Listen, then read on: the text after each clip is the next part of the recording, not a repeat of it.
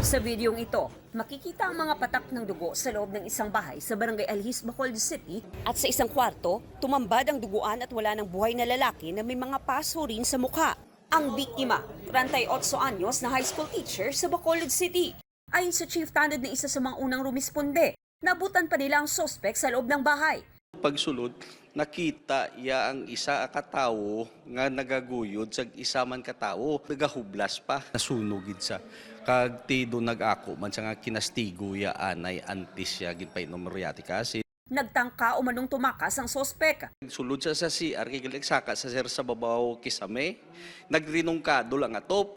That time why rigid sa siguro gawaan, pagkadugay-dugay may nawasak naman nga nawasak ang kisame kay ti metal paring. 3 times ang nagsaka sa atop para tadi malagi. Pero na-order siya ng mga pulis.